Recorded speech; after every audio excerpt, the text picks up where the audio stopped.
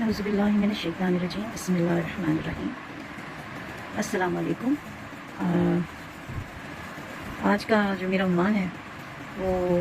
سید قاسم بن عبد الکریم کے اوپر ہے، اور میں نے بڑی ریسرچ کی اور الحمدللہ اللہ سے مدد مانگی، استخارہ کیا سب، اور استخارے کے بعد یہی ہے کہ میرا دل اسی طرف مطمئن رہا، اور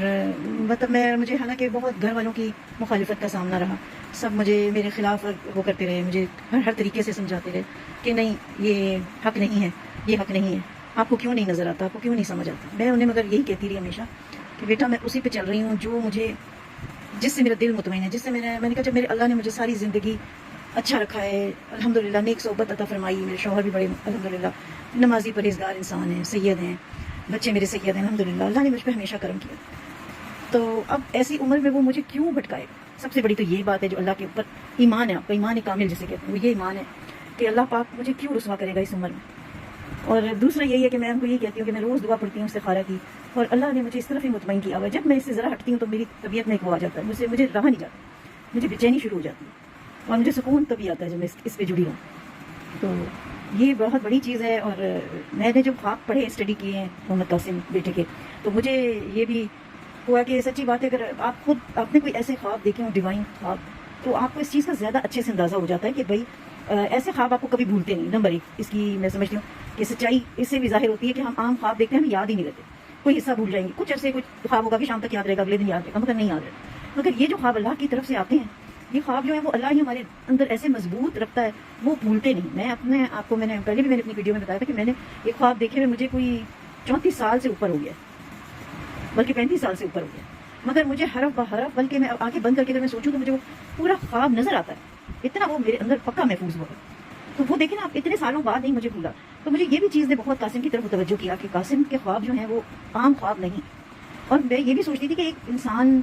اتنے خواب خود سے گھڑ نہیں سکتا، ٹھیک ہے نا، اتنے خواب نہیں کر سکتا، اور پھر وہ خواب بھی اس طرح کے ہیں کہ جب میں جاتی تھی پہلے ان کی ویڈیو پہ، پھر میں واپس آ جاتی تھی، میں سوچتی تھی نہیں بھائی،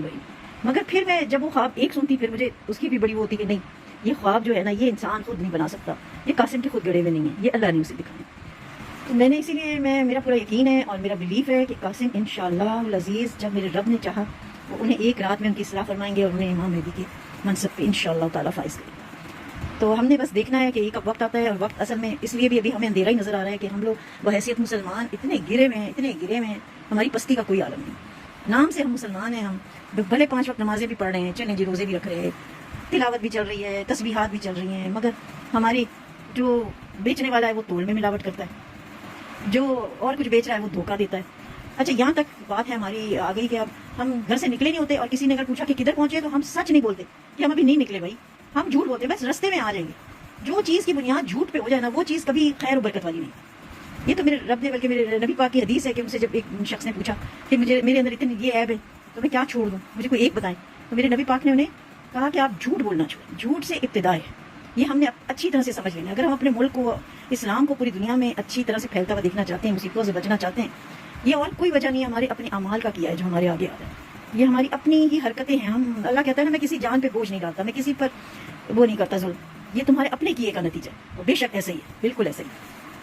تو ایک تو آپ یہ دیکھ لیں کہ ہمارے بیچ میں شرک اتنا زیادہ پھیل گیا، ہمیں احساس ہی نہیں ہے۔ میں اپنے گھر سے شروع کرتی ہوں، اب میں اپنے گھر میں میری کوشش ہو رہی ہے، آج کل میرے ذہن میں بھی ہر وقت چلتا رہتا ہے، جب میں کوئی چیز کو دیکھتی ہوں تو میں کہتی ہوں یہ تصویر ہے، اس کو ہٹاؤں کیسے، تو جب میں ایک تصویر ہٹاتی ہوں تو میں دیکھتی ہوں 3 اور پڑی ہیں، مجھے تو سمجھ ہی نہیں آتی کہ یہ کہاں سے سلسلہ شروع کروں گی اور کہاں پہ جا کے یہ ختم۔